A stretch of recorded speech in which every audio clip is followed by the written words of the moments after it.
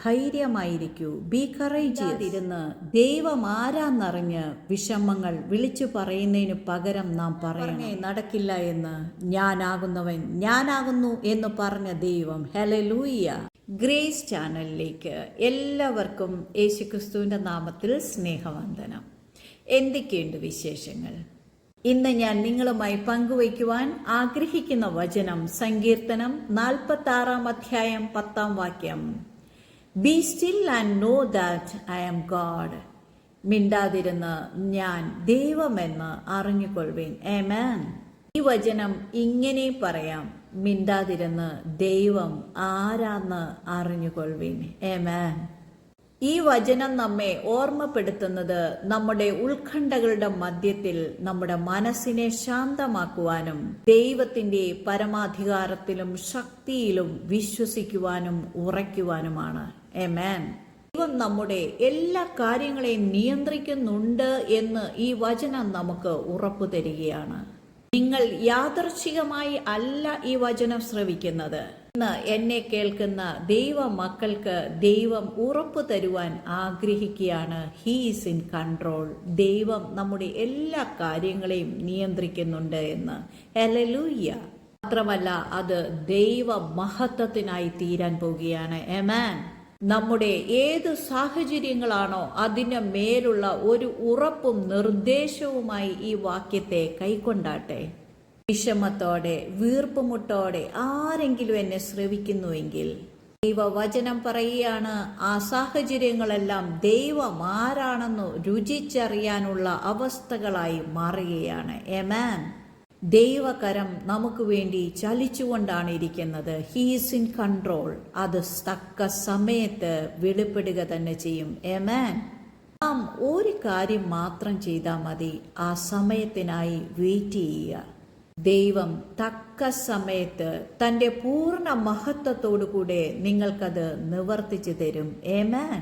വിശ്വസിക്കുന്നവർ ആമേൻ പറഞ്ഞ് ഏറ്റെടുത്തോളൂ. എന്തിനാണ് നാം ഏമേൻ പറഞ്ഞ് ഏറ്റെടുക്കുകയും ഏമേൻ എന്ന് കമന്റ് എഴുതുകയും ഒക്കെ ചെയ്യുന്നത്? ഏമേൻ എന്നാൽ അങ്ങനെ തന്നെ ഭവിക്കട്ടെ എന്നാണ് അതിനർത്ഥം.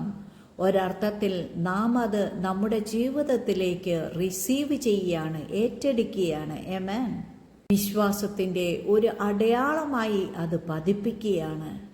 ഒരർത്ഥത്തിൽ പറഞ്ഞാൽ, കേൾക്കുന്ന വചനം നാം വിശ്വസിച്ച് അതിനുള്ളിലുള്ള അത്ഭുതത്തെ അനുഗ്രഹത്തെയും നാം പിടിച്ചെടുക്കുകയാണ്. ആമേൻ.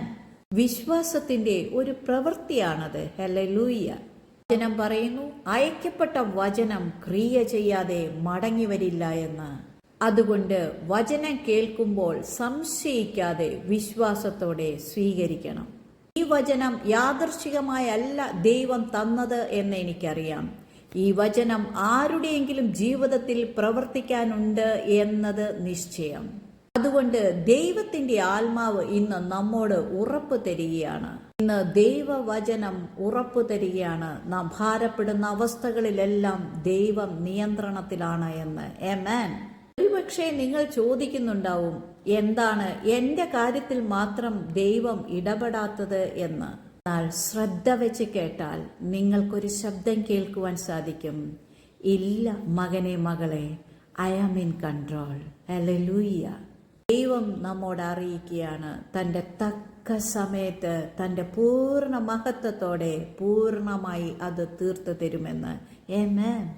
യിരെമ്യാവിന്റെ പുസ്തകം 32 അധ്യായം 27 വാക്യം പറയുന്നു, ഞാൻ സകല ജഡത്തിന്റെയും ദൈവമായ യഹോവയാകുന്നു, എനിക്ക് കഴിയാത്ത വല്ല കാര്യമുണ്ടോ എന്ന്. ദൈവവചനം ഇന്ന് നമ്മോട് ശക്തമായി അറിയിക്കുകയാണ്, ദൈവത്തിന് അസാധ്യമായി ഒന്നുമില്ല എന്ന്. വിശ്വസിച്ചു ഒന്ന് പറഞ്ഞേ, ഞാൻ വിശ്വസിക്കുന്ന യേശുവിന് കഴിയാത്തതായി ഒന്നുമില്ല. ദൈവം തൻ്റെ തക്ക സമയത്ത് പൂർണ്ണ മഹത്വത്തോടുകൂടെ എനിക്ക് വേണ്ടി പ്രവർത്തിക്കും. ആമേൻ. വിശ്വാസത്തിന്റെ പ്രഖ്യാപനമാണിത്.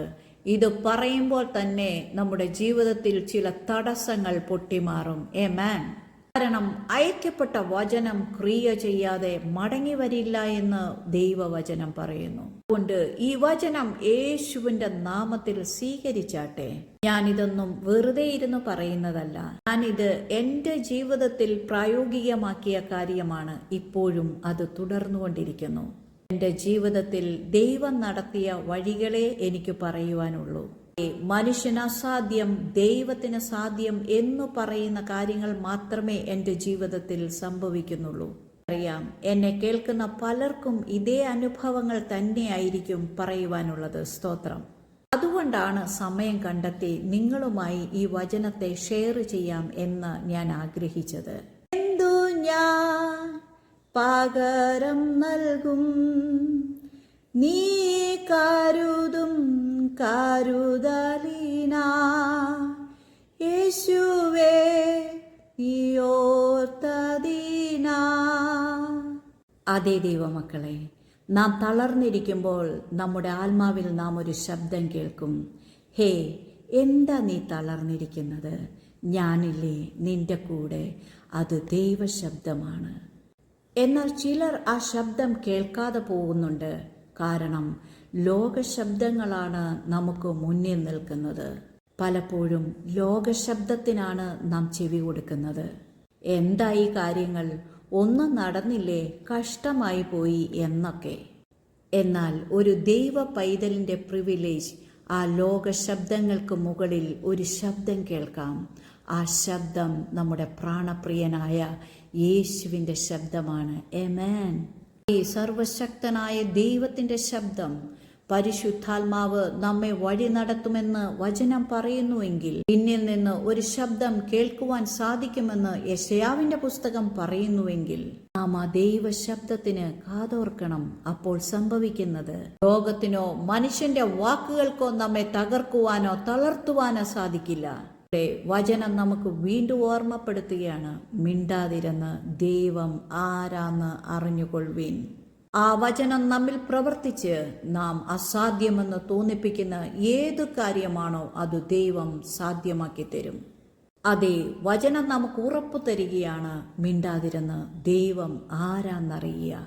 ആ വചനം നമ്മിൽ ക്രിയ ചെയ്ത് നാം അസാധ്യമെന്ന് വിചാരിക്കുന്ന കാര്യങ്ങൾ, നാം ചഞ്ചലപ്പെട്ടിരിക്കുന്ന കാര്യങ്ങളിൽ ദൈവം പ്രവർത്തിക്കുകയും ഇടപെടുകയും അതിന് മറുപടി നൽകുകയും ചെയ്യും. ആമേൻ.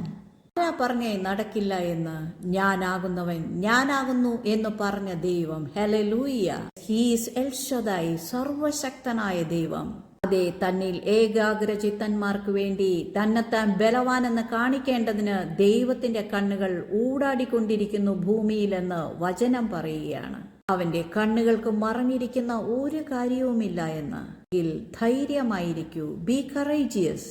യെരമ്യാവിന്റെ പുസ്തകം 32-ാം അധ്യായം 27-ാം വാക്യം പറയുകയാണ്, ഞാൻ സകല ജഡത്തിന്റെയും ദൈവമായ യഹോവയാകുന്നു, എനിക്ക് കഴിയാത്ത വല്ല കാര്യമുണ്ടോ എന്ന്. ഹല്ലേലൂയ.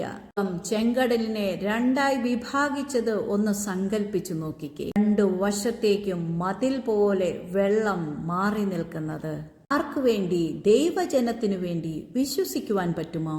രക്ഷയുമില്ല, തീർന്നു, അവസാനിച്ചു, ഇനി ഒരു സാധ്യതയുമില്ല എന്ന് ചിന്തിച്ചിരിക്കുന്ന ചില വ്യക്തി ജീവിതങ്ങളോട് യേശുക്രിസ്തുവിന്റെ നാമത്തിന്റെ ശക്തിയിലും വചനത്തിന്റെ ശക്തിയിലും പറയുന്നു, ഗോഡ് ഈസ് ഇൻ കൺട്രോൾ. ദൈവം നിയന്ത്രണത്തിലാണ്. ആമേൻ. ഞാൻ പ്രവർത്തിക്കും, ആർ തടുക്കും എന്നാണ് വചനം. അതേന്നേ, ദൈവം പ്രവർത്തിക്കും. അതേ, നമ്മുടെ ജീവിതം അത്ഭുതമായി മാറും. കുഞ്ഞുങ്ങളെ ഓർത്ത് വിഷമിക്കുന്ന ചില വ്യക്തികളോട് ദൈവത്തിന്റെ ആത്മാവ് ശക്തമായി പറയുകയാണ്, അവർ ലോകത്തിൽ പ്രശസ്തരും ദൈവത്തിൽ ഉന്നതരുമായി മാറുമെന്ന്.